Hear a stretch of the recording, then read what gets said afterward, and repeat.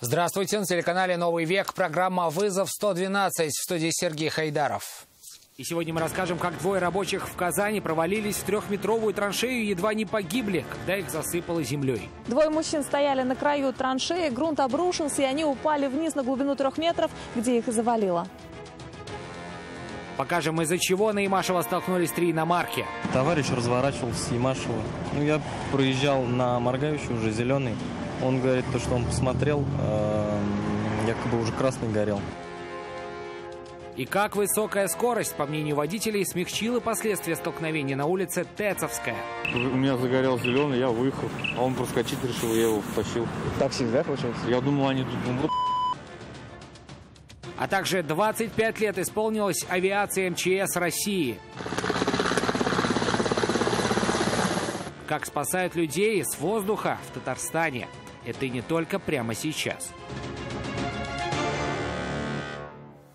Земля ушла из-под ног. Двое рабочих пострадали на улице Жуковка. Они провалились в траншею, и их завалило грунтом. С места происшествия Нафиса Минязова.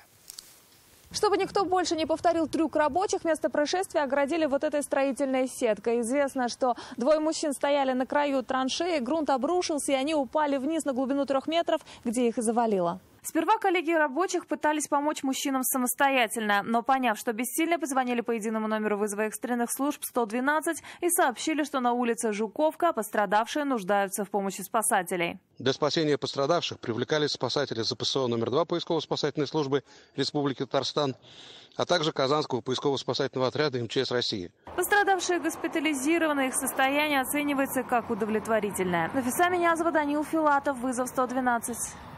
На улице Шамиля Усманова минувшим вечером ограбили магазин спиртных напитков. По рассказам сотрудницы заведения, торговую точку обокрали 2 молодых людей. Забрав алкоголь и не заплатив за него, оба скрылись с места происшествия.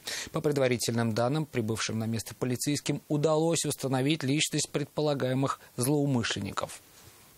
Мужчина сгорел в заброшенном доме в Чистополе. В 3 часа утра очевидцы увидели, что пламя охватило строение на улице Карла Маркса, и позвонили на единый номер вызова экстренных служб 112. Огнеборцы справились с разбушевавшейся на 30 квадратных метрах стихией, и во время разбора сгоревшей конструкции обнаружили тело погибшего мужчины. Его личность пока не установлена. Предположительно, причиной возникновения огня стала неосторожность при курении.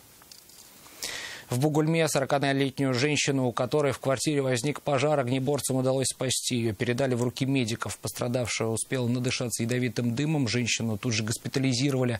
Огонь у нее вспыхнул на площади в половину квадратного метра. Причиной пожара, как предварительно предположили дознаватели, стало нарушение правил устройства и эксплуатации электрооборудования. «Лада Гранта» и «Хёндай Солярис» не смогли разъехаться поздним вечером на пересечении улиц Тэцовской и Копылова. По предварительным данным, водитель отечественной легковушки поворачивал налево, тогда как встречная иномарка двигалась прямо. Почему никто из водителей не брал на себя ответственность за произошедшее, расскажет Алсу Ахмедянова. Я думал, они тут умрут.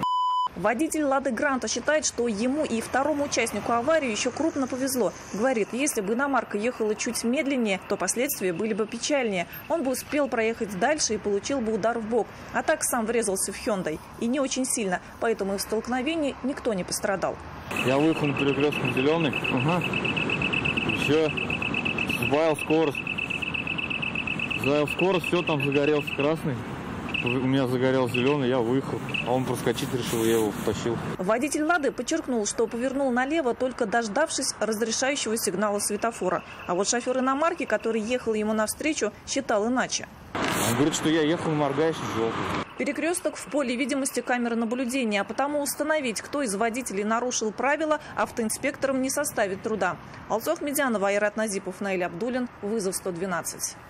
3 автомобиля столкнулись на перекрестке проспекта Имашева и улицы Мусина. Люди в аварии не пострадали, а вот автомобилям досталось прилично. Как произошла авария и на кого водители перекладывают вину, в репортаже Нафисы Минязовой.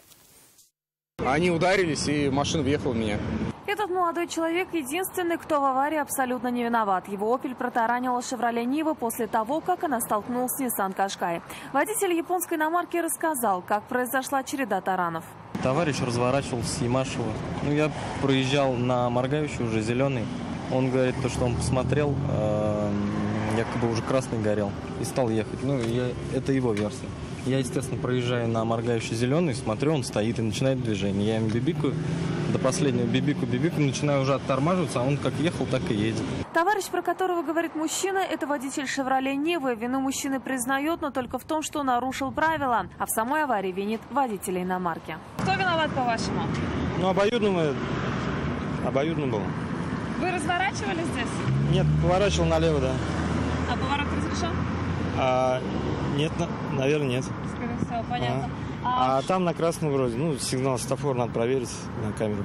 Кто же на самом деле виноват в аварии, предстоит установить автоинспекторам. Возможно, в этом помогут камеры, установленные на данном участке дороги. Пока же водителю «Шевроле» автоинспекторы выписали постановление за поворот в неположенном месте. Ему предстоит заплатить штраф. Нафиса Минязова, Данил Филатов, вызов 112. Велосипедист погиб в Альметьевске, наехав на металлическую конструкцию, возведенную перед площадью нефтяников ко Дню Победы. Обстоятельства трагедии устанавливают правоохранительные органы. Второй день уже ищут рыбака, выпавшего из лодки в Каму. Под Чистополем водолазы обследовали дно реки. В том месте, где 39-летний рыбак пропал, известно, что он пересекал реку, переплыл с острова к речному порту и в этот момент внезапно выпал из резиновой лодки в воду. Сегодня поиски рыбака продолжились. 25 лет исполнилось авиации МЧС. В Татарстане своя авиация появилась у спасателей 15 ноября 2007 года. 13 лет они занимаются поиском и спасением людей с воздуха, вызволяют пострадавших в различных происшествиях, доставляют их в больницы, тушат лесные пожары и не только. Обслуживают они несколько регионов. О воздушных героях репортаж Айгуль Батрудиновой. На вооружении казанских авиаторов МЧС универсальный вертолет. Он вмещает до 12 человек со спасательным оборудованием и 2 медицинских модуля для перевозки лежащих пострадавших. Это винтокрылая машина, одна из лучших в своем классе. Но на вертолете не только перевозит больных, при помощи него тушит пожары с воздуха. Вот, например, в 2013 году крупный пожар в Зеленодольском районе в Новой Туре. Все напоминает кадры из фильма «Катастрофы». Пламя тушили с высоты. Тогда стихия полностью уничтожила торговые павильоны и товар торгующих там предпринимателей на миллионы рублей.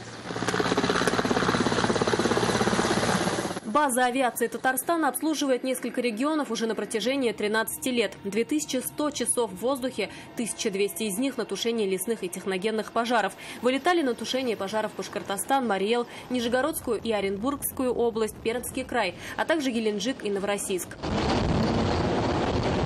В августе 2008 года авиаторы МЧС Татарстана участвовали в доставке груза гуманитарной помощи в город Схинвал в зоне грузино-остинского вооруженного конфликта.